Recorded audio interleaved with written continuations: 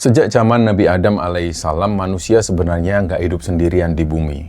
Dalam ajaran Islam dijelaskan bahwa ada makhluk lain yang juga hidup berdampingan dengan manusia. Tapi mereka nggak bisa dilihat dengan mata biasa. Mereka adalah jin, makhluk yang diciptakan Allah dari api. Berbeda dengan manusia yang diciptakan dari tanah. Dalam Al-Quran, keberadaan jin dijelaskan secara rinci. Bahkan ada satu surat khusus bernama Surat Al-Jin yang menceritakan tentang golongan jin yang waktu itu mendengar bacaan Al-Quran dari Rasulullah SAW, lalu mereka memutuskan untuk masuk Islam. Karena itulah dalam Islam, jin bukan sekedar cerita omong kosong atau dongeng masyarakat belaka. Keberadaan mereka ini memang diakui, tapi yang menarik adalah pada masa Rasulullah SAW, beberapa sahabat dan juga orang-orang di sekitar beliau ini pernah mengalami langsung kejadian-kejadian yang berhubungan dengan jin dan iblis. Ada waktu itu jin yang mengganggu sholatnya Nabi, ada jin yang mencuri makanan zakat, ada juga kisah rombongan jin yang datang diam-diam mendengarkan bacaan Quran di malam hari. Dan semua kisah-kisah ini tercatat dalam hadis-hadis sahih dan juga kitab sejarah Islam yang dipercaya oleh para ulama. Nah, yang perlu dipahami sekarang, Rasulullah SAW sendiri sebenarnya melarang umatnya untuk terlalu sibuk mengejar urusan-urusan gaib. Karena sebagian orang kadang malah terobsesi untuk mencari penampakan jin, penampakan setan, berburu hal-hal mistis, atau mungkin mencoba berhubungan dengan makhluk gaib. Padahal dalam Islam, jin ini hanyalah salah satu makhluk ciptaan Allah. Mereka ada yang baik, ada yang jahat juga, ada yang muslim, ada juga yang kafir. Sama seperti manusia. Dan yang paling berbahaya sebenarnya bukan sekedar jin biasa, tapi iblis dan setan yang tugasnya memang menyesatkan manusia. Setiap tempat punya cerita dan setiap cerita selalu ada hikmah. Kita gali kembali apa yang sebenarnya terjadi di segmen trauma, tragedi umat manusia.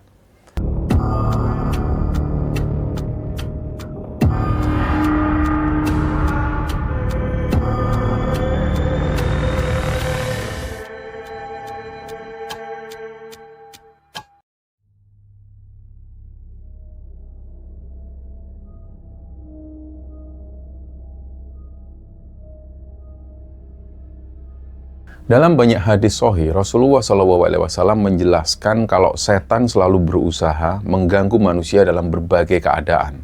Pada saat sholat, pada saat makan, saat tidur, bahkan sampai urusan rumah tangga. Karena itulah Rasulullah SAW mengajarkan banyak doa perlindungan. Nah, dari sekian banyak kisah tentang jin, di masa Rasulullah itu ada beberapa kejadian yang paling terkenal dan sering dibahas oleh para ulama. Dan kisah-kisah ini bukan sekedar dongeng biasa, tapi ini benar-benar berasal dari hadis sahih dan juga riwayat yang terpercaya. Dan salah satu kisah yang paling terkenal adalah pada saat Rasulullah SAW ini pernah menangkap seekor jin ifrit yang mencoba mengganggu sholat beliau ketika beliau sholat di malam hari. Dan kejadian ini diriwayatkan langsung dalam hadis sahih Al-Bukhari dan juga Muslim. Dan sampai sekarang kisah itu masih sering membuat banyak orang merinding ketika mendengarnya. Nah, karena untuk pertama kalinya ada cerita tentang bagaimana Rasulullah SAW benar-benar berhadapan langsung dengan jin ifrit.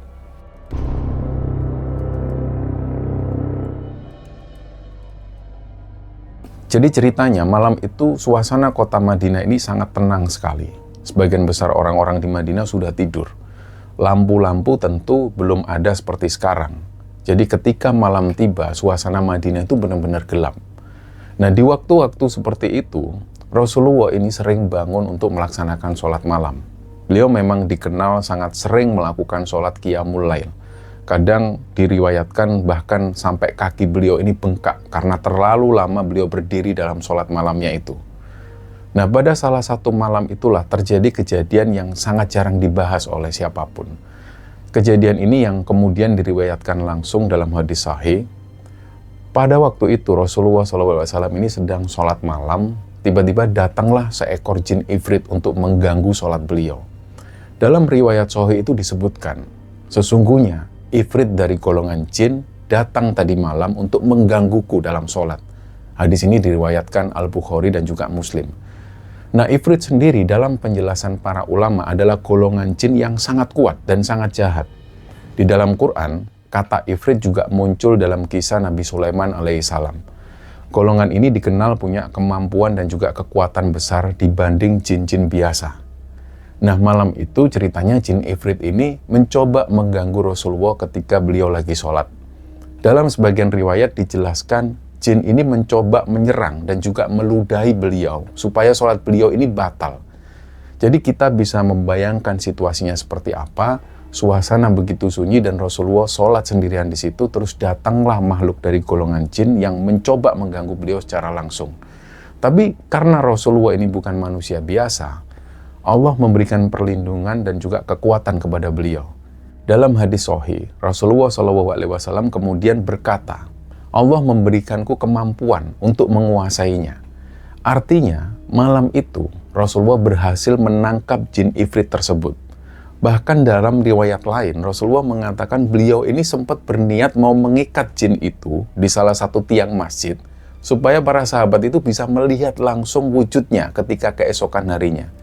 Dan ini bagian yang paling sering membuat banyak ulama kagum. Karena kalau Rasulullah seandainya saja jadi melakukan itu, mungkin para sahabat akan benar-benar melihat langsung jin ini dengan mata mereka sendiri. Tapi ternyata Rasulullah tidak jadi melakukannya. Beliau waktu itu tiba-tiba teringat tentang doa Nabi Sulaiman alaihissalam. Doa yang terdapat dalam Al-Quran surat Sad ayat 35. Ya Tuhanku, ampuni aku dan anugerahkanlah kepadaku kerajaan yang tidak dimiliki oleh siapapun setelahku. Nah, para ulama menjelaskan bahwa salah satu mukjizat khusus Nabi Sulaiman alaihissalam ini adalah kemampuan beliau untuk menundukkan dan juga menguasai bangsa jin. Karena itulah Rasulullah akhirnya melepaskan jin ifrit tersebut dan mengusirnya pergi. Dalam hadis sahih disebutkan Rasulullah bersabda, maka aku teringat doa saudaraku Sulaiman, lalu aku melepaskannya dalam keadaan hina. Nah, dari kisah ini, banyak ulama mengambil pelajaran penting bahwa jin itu memang benar-benar ada. Mereka bisa mengganggu manusia, bahkan mencoba mengganggu orang yang sedang beribadah. Tapi jin ini juga tetap makhluk ciptaan Allah yang mereka nggak punya kekuatan mutlak, karena semuanya tetap berada dalam kekuasaan Allah. Selain itu, kisah ini juga menunjukkan akhlak Rasulullah SAW yang luar biasa. Beliau sebenarnya mampu untuk menunjukkan jin itu kepada para sahabat, tapi beliau memilih untuk tidak melakukannya karena menghormati kekhususan mukjizat Nabi Sulaiman alaihissalam. Dan sampai sekarang, hadis tentang jin ifrit ini menjadi salah satu riwayat paling terkenal dalam pembahasan dunia jin di masa Rasulullah. Nah, karena kisah ini bukan sekedar cerita tentang makhluk gaib, tapi juga memperlihatkan bagaimana Rasulullah menghadapi gangguan jin dengan ketenangan, dengan kekuatan iman, dan juga dengan perlindungan dari Allah Subhanahu wa Ta'ala.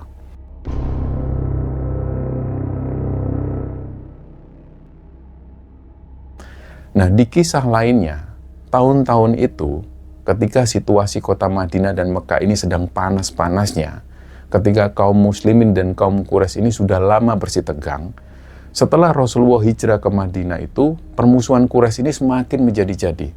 Jadi di situ mereka marah karena Islam terus berkembang. Kaum muslimin yang dulu disiksa di Mekah, sekarang mulai punya kekuatan ketika mereka berada di Madinah. Dan akhirnya ketegangan itu pun pecah menjadi perang besar, yaitu Perang Badar. Nah, mungkin teman-teman banyak yang sudah tahu tentang Perang Badar ini. Perang Badar adalah perang pertama dalam sejarah Islam yang mempertemukan pasukan muslim dengan pasukan Quraisy secara langsung.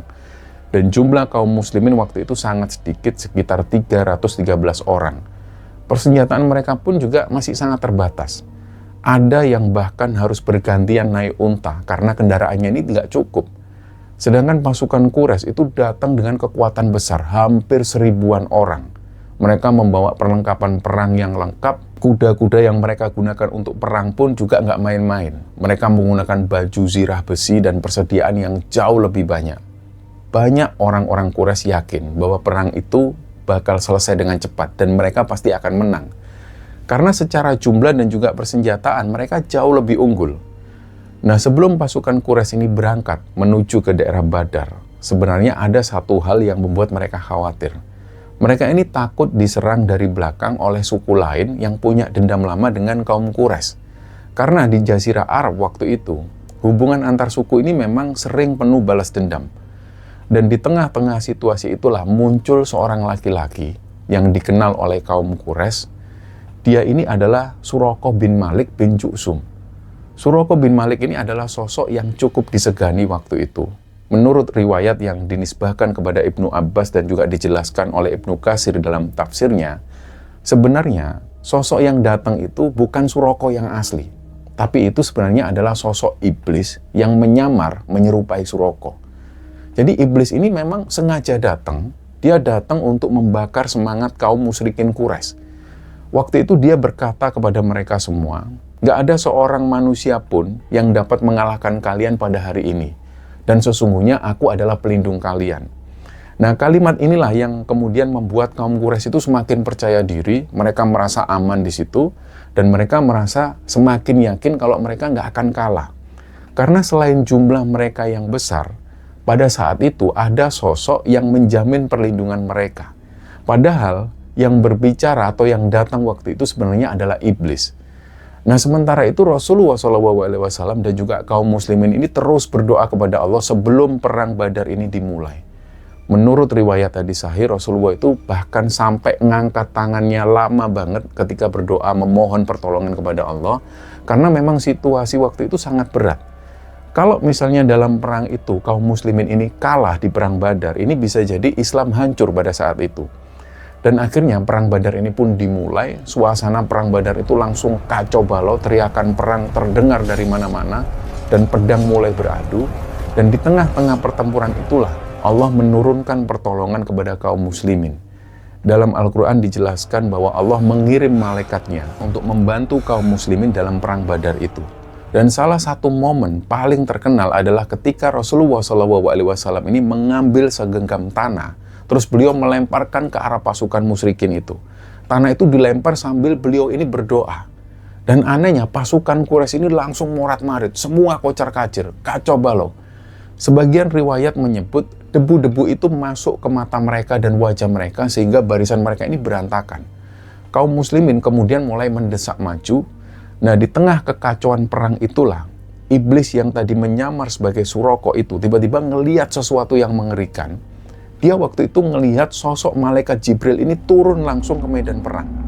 Dalam riwayat Ibnu Katsir dijelaskan, pada waktu iblis ini sedang memegang tangan salah satu orang musyrik yang ada di sana, tapi begitu melihat malaikat Jibril turun, iblis ini langsung ketakutan. Dia langsung melepaskan tangan orang itu dan dia mundur. Jadi orang musyrik yang dipegang oleh sosok Suraqah tadi itu kaget dan dia teriak. Karena sebelumnya sosok Suraqah ini janji akan melindungi mereka semua. Tapi ini kok sekarang dia malah kabur. Nah, menurut riwayat, iblis di situ kemudian berkata, "Sesungguhnya aku dapat melihat apa yang kalian gak dapat lihat. Sesungguhnya aku lebih takut kepada Allah." Nah, dari situlah dia kemudian melarikan diri dari medan perang. Dan sejak saat itu kaum Quraisy mulai kehilangan semangatnya. Barisan mereka ini mulai kacau, sedangkan kaum muslimin ini justru semakin kuat. Perang Badar ini akhirnya dimenangkan oleh kaum muslimin. Banyak tokoh besar Quraisy yang tewas dalam perang tersebut, dan kemenangan tersebut benar-benar mengguncang jazirah Arab. Nah, kisah tentang iblis yang menyamar sebagai sosok Suraqah ini sering dibahas juga oleh para ulama ketika menjelaskan bagaimana setan itu suka menipu manusia. Awalnya dia datang memberi harapan. Dia datang memberi rasa percaya diri, membisikkan kemenangan-kemenangan, tapi pada saat bahaya benar-benar datang, dia justru lari meninggalkan orang-orang yang dia sesatkan itu. Dan ini memang sifat setan. Dalam Al-Quran sendiri dijelaskan bahwa setan itu sering menjanjikan sesuatu kepada manusia, tapi akhirnya dia berlepas diri. Persis seperti yang terjadi di perang Badar itu. Kaum Quraisy awalnya dibuat yakin mereka bakal menang, tapi pada saat pertolongan Allah ini turun membela kaum muslimin, iblis malah jadi makhluk pertama yang kabur dari medan perang. Dan sampai sekarang, kisah ini menjadi salah satu cerita paling terkenal tentang penampakan iblis di masa Rasulullah SAW.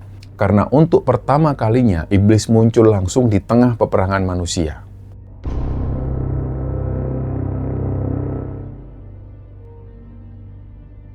Dan singkatnya, setelah Islam ini mulai menyebar luas di Jazirah Arab, satu persatu berhala yang dulu disembah oleh masyarakat Arab jahiliyah ini mulai dihancurkan. Karena sebelum datangnya Islam, kita tahu sebagian besar suku Arab itu memang hidup dalam penyembahan berhala. Ada patung-patung yang dianggap pembawa rezeki, Ada patung-patung atau berhala yang dipercaya menjaga perang.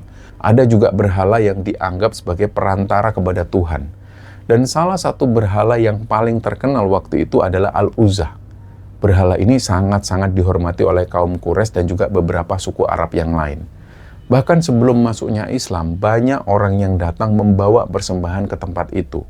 Dan Al-Uzza ini berada di daerah Naklah, antara Mekah dan Taif. Nah, di tempat itu terdapat bangunan pemujaan dan juga pohon-pohon yang dianggap suci. Orang-orang jahiliyah percaya bahwa tempat tersebut itu dijaga oleh kekuatan gaib.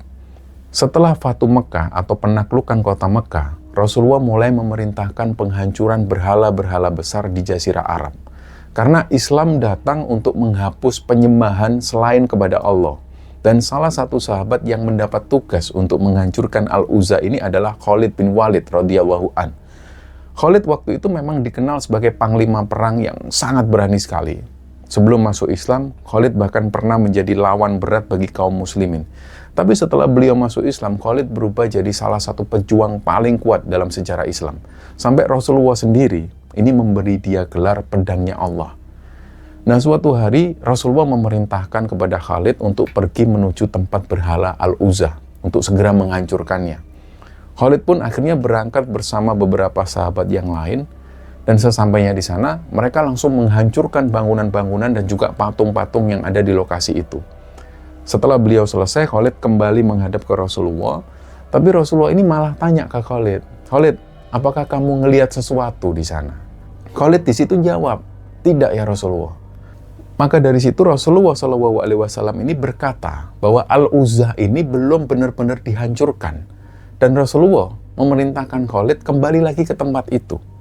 Nah, bagian inilah yang kemudian jadi salah satu kisah paling terkenal tentang penampakan jin di masa sahabat.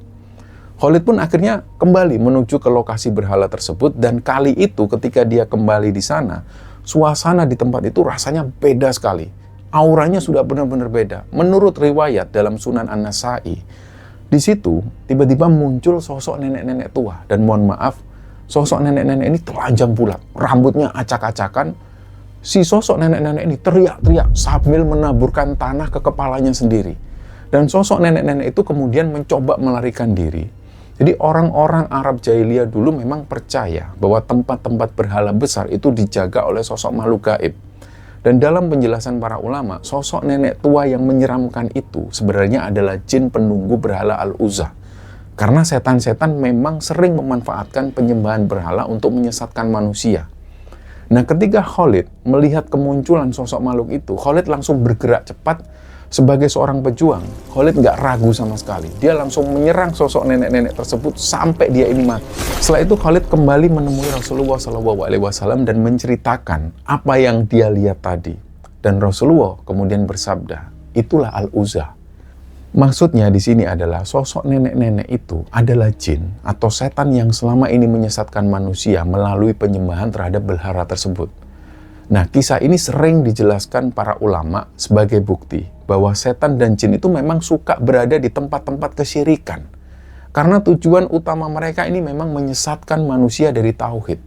Dan yang menarik, Rasulullah SAW ini ternyata sudah tahu penghancuran pertama ini belum selesai sepenuhnya. Karena inti penyembahan Al-Uzza bukan cuma patungnya, tapi juga gangguan setan yang ada di sana. Makanya dari situ Khalid diperintahkan kembali ke sana. Banyak ulama juga menjelaskan bahwa jin itu memang bisa menyerupai bentuk tertentu atas izin Allah. Kadang menyerupai manusia, kadang menyerupai hewan, tapi mereka nggak bisa melakukannya sesuka hati tanpa izin Allah. Nah, dari kisah Khalid dan juga Al-Uzza ini, ada pelajaran penting yang sering dibahas oleh para ulama, bahwa kesyirikan dan juga penyembahan selain kepada Allah itu sering menjadi jalan bagi setan untuk menyesatkan manusia. Karena itulah Islam sangat keras melarang praktik syirik, perdukunan, dan juga pemujaan terhadap benda-benda tertentu. Karena di balik semua itu sering ada tipu daya setan. Dan kisah ini juga memperlihatkan keberanian para sahabat Rasulullah. Mereka bukan cuma menghadapi manusia dalam peperangan, tapi juga menghadapi gangguan makhluk gaib demi menjaga tauhid. Sampai sekarang, riwayat tentang Khalid bin Walid dan juga jin penunggu Al-Uzza itu masih sering dibahas dalam kitab-kitab sejarah Islam. Dan karena kisah ini menjadi salah satu riwayat paling terkenal tentang jin yang menampakkan diri secara langsung di hadapan para sahabat, kisah ini menjadi masyhur dan sering dibahas oleh para ulama.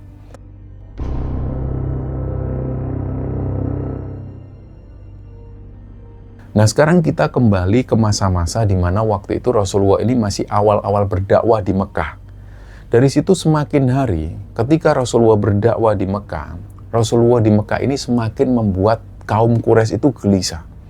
Awalnya mereka menganggap bahwa Islam ini cuma ajaran kecil, ya pasti nanti akan hilang sendiri.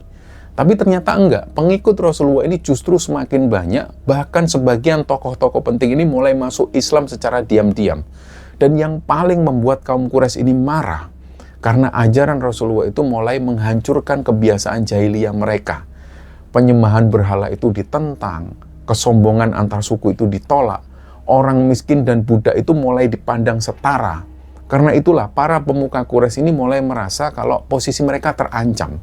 Mereka sadar di situ, kalau Nabi Muhammad ini dibiarkan terus berdakwah, pengaruh Quraisy ini bisa runtuh.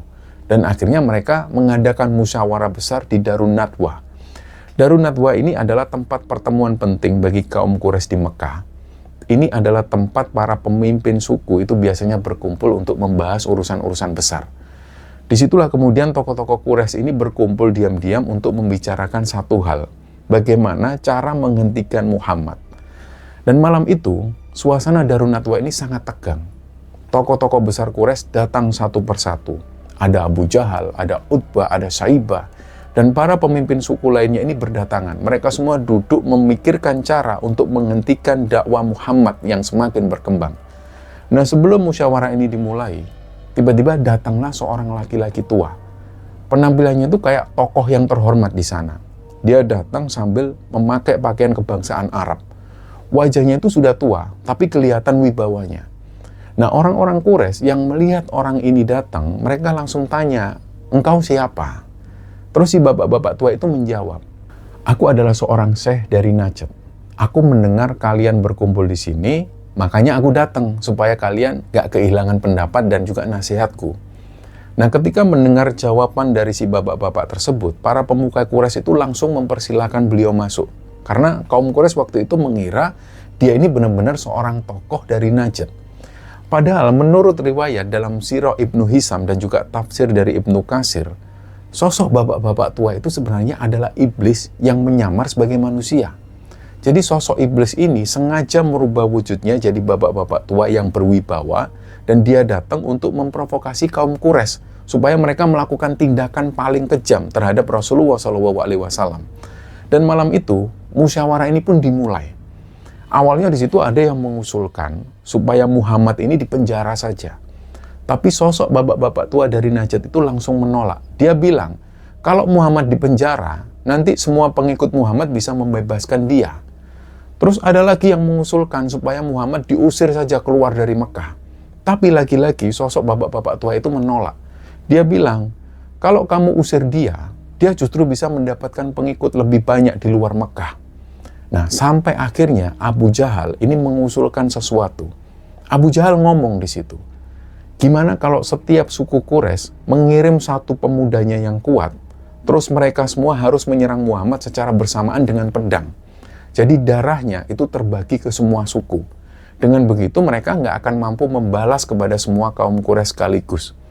Nah, ketika mendengar usulan ini, sosok bapak-bapak tua yang sebenarnya iblis tadi, dia langsung senyum.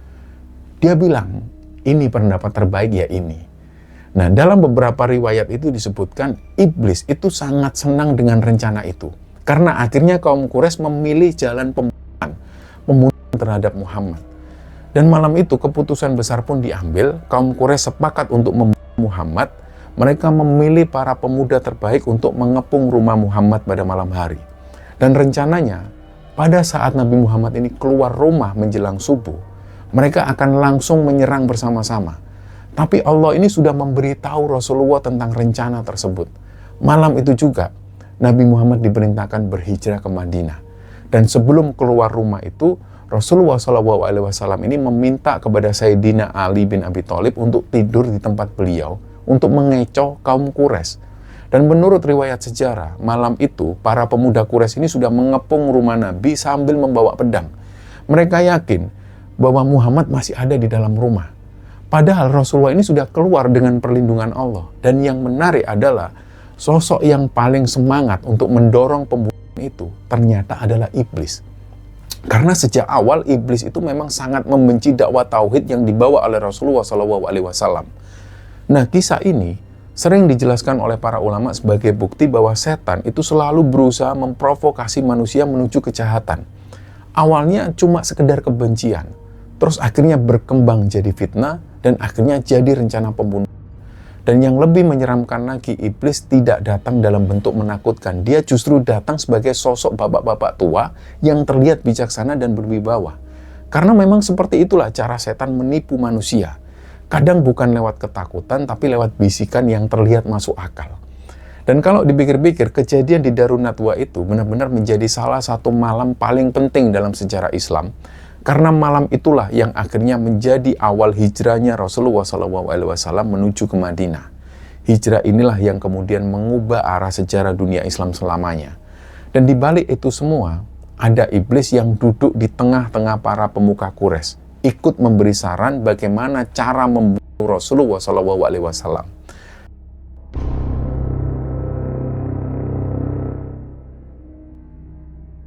Dan kita tahu, ketika Islam sudah mulai berkembang di Madinah, di masa Rasulullah SAW, para sahabat ini punya tugasnya masing-masing. Ada yang bertugas jadi penulis wahyu, ada yang bertugas untuk menjaga keamanan kota Madinah, ada yang mengurus zakat dan juga mengurus harta kaum muslimin. Dan salah satu sahabat yang dikenal sangat-sangat dekat dengan Rasulullah adalah Abu Hurairah radhiyallahu an. Abu Hurairah ini terkenal sebagai sahabat yang paling banyak meriwayatkan hadis. Beliau memang rajin mengikuti Rasulullah kemanapun beliau pergi. Jadi hampir seluruh waktunya itu digunakan untuk belajar dan juga menemani Nabi Muhammad. Nah, suatu hari Abu Hurairah ini mendapat tugas menjaga gudang makanan zakat untuk Ramadan. Di tempat itu tersimpan bahan makanan kepunyaan kaum muslimin yang nantinya ini akan dibagikan kepada orang-orang yang membutuhkan. Nah, malam itu ceritanya suasana Madinah ini sunyi sekali. Orang-orang sudah tidur. Abu Hurairah di situ berjaga sendirian di tempat penyimpanan makanan tersebut. Dan di tengah-tengah malam itulah terjadi kejadian yang aneh. Tiba-tiba Abu Hurairah itu ngelihat ada orang yang datang. Orang ini jalannya santai dan dia masuk ke gudang penyimpanan zakat, terus mengambil stok gandum atau stok makanan di gudang zakat itu. Dan pas dia sudah nyuri barang itu, orang ini geraknya cepat banget. Begitu ngelihat kejadian ini, Abu Hurairah langsung menangkap si orang ini. Dalam riwayat Sahih Al-Bukhari disebutkan, di situ Abu Hurairah langsung ngomong ke orang ini, aku bawa ke Rasulullah. Sungguh aku akan bawa kamu ke Rasulullah. Nah, mendengar ancaman tersebut, orang ini langsung memohon-mohon. Dia minta ampun. Apalagi pas dia mengaku kalau dia ini orang miskin. Ditambah lagi dia juga bilang kalau dia ini punya keluarga yang harus dikasih makan. Orang ini minta dilepaskan. Nah, Abu Hurairah di situ akhirnya merasa kasihan dan membiarkan si orang ini pergi. Terus keesokan harinya, Rasulullah itu tanya ke Abu Hurairah, "Duhai Abu Hurairah, apa yang dilakukan tawananmu semalam?" Jadi di sini seolah-olah Rasulullah itu tahu bahwa Abu Hurairah ini ketemu dengan seseorang dan orang itu adalah tawanannya. Abu Hurairah kaget karena Rasulullah ini kok ternyata sudah tahu kejadian ini. Terus Abu Hurairah akhirnya cerita tentang pencuri itu. Dia bilang bahwa pencuri ini ngakunya miskin dan itu yang membuat Abu Hurairah merasa iba. Intinya di situ Abu Hurairah bilang ke Rasulullah, "Kasihan ya Rasulullah, dia orang miskin. Katanya keluarganya juga belum makan." Tapi di situ Rasulullah menyampaikan kepada Abu Hurairah, sesungguhnya dia itu bohong ke kamu dan dia nanti akan balik lagi. Nah, singkatnya di malam berikutnya Abu Hurairah itu berjaga-jaga lagi, dia lebih waspada lagi. Dan benar, orang ini datang lagi, dia nyuri makanan lagi di gudang zakat itu dan Abu Hurairah langsung menangkapnya untuk kedua kalinya. Dan sekali lagi sosok itu minta ampun, dia memohon-mohon supaya dilepaskan. Dia memelas lagi. Lagi-lagi pas ketangkep dia ngaku miskin dan dia lagi kelaparan, apalagi keluarganya belum makan. Karena lagi-lagi kasihan, Abu Hurairah akhirnya membiarkan si orang ini pergi lagi. Dan besok paginya Rasulullah tanya lagi, "Hei Abu Hurairah, apa yang dilakukan tawananmu semalam?" Abu Hurairah menjelaskan semua. Dan lagi-lagi Rasulullah berkata, dia bohong sama kamu.